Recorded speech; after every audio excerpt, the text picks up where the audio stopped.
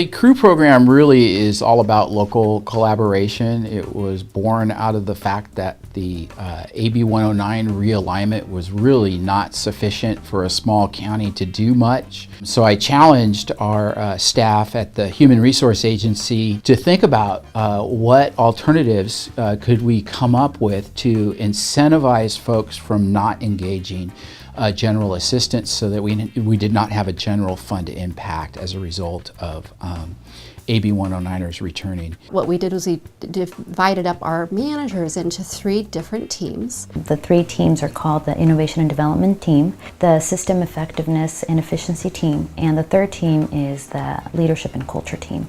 Dividing that team up along the lines of really trying to get to a different level of integration and break down silos, that was really the impetus of getting that started, was the change in those teams and getting our managers all to have a little different and more distinct ownership in the overall well-being of this organization. The objective was for us to look at the gaps in our community. We realized that adults that are coming through the reentry process through a jail, a prison, a mental health institution, there really isn't a lot of safety net services. So we actually stepped up to the challenge to say, what are we going to do about it?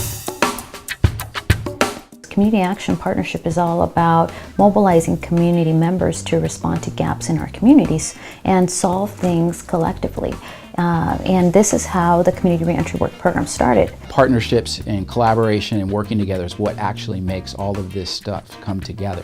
We actually focus and agreed that our population to be the reentry population, and we also realized that we all had a little bit of money and little pots of money or information or program knowledge that would actually help us build a sustainable program to help these individuals become self-sufficient.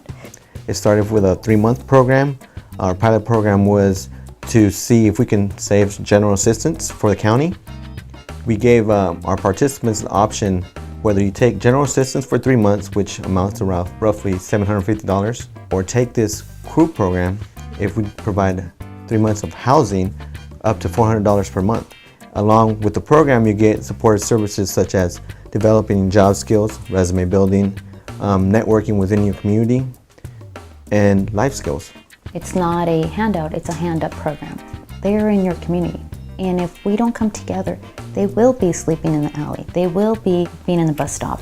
So what do we collectively do? So education campaign is very critical. Second thing is we realized that there need to be more intense services to our clients.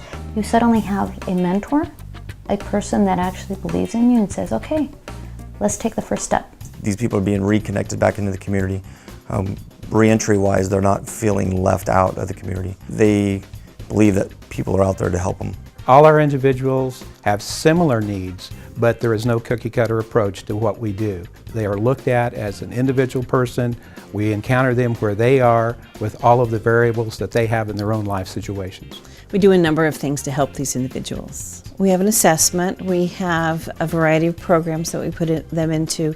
The main one that we're working with right now is our literacy program. They know, as we do, that if they complete their education, they'll have a better chance of being successful. The various departments, we know each other very well. With working in this collaboration, we're in one room and we're focused on one participant and giving up everybody's the barriers that that person may have and how we can overcome them as a group and achieve the goal, which is to make them successful and reinstate them back into the community. In this meeting, what we do in the case management style is we go through the mandatory release program and the PRC, what we call PRC.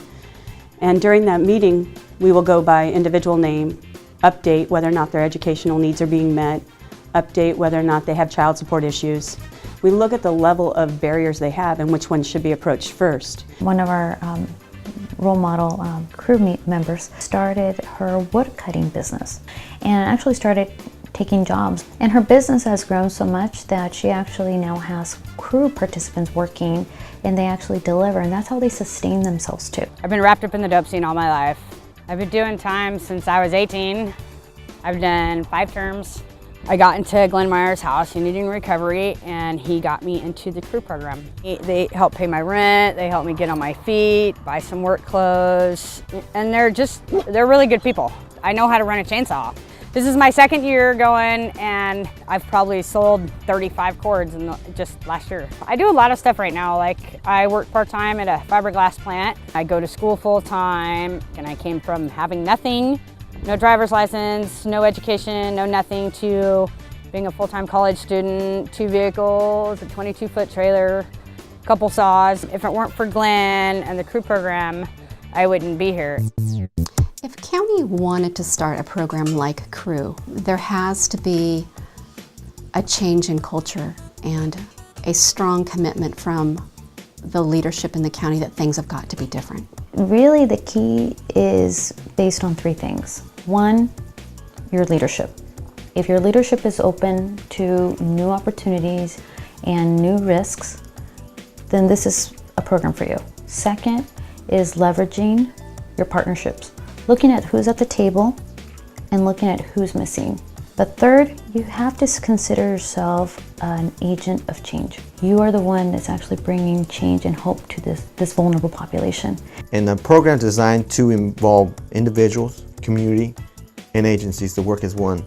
Build that foundation as a whole holistic approach. So on a scale of 1 to 10, this program's a 12. We would anticipate through the first year of our pilot that the potential savings to the county was as much as $396,000. Not only is it a savings, but the individuals who were once perceived as too difficult to reintegrate into society and we needed to build facilities around them are becoming fully employed, owning their own homes or taking care of their own housing, and better yet, 20% of them are starting their own businesses and hiring other people. Because that domino effect, you're going to break cycles for generations.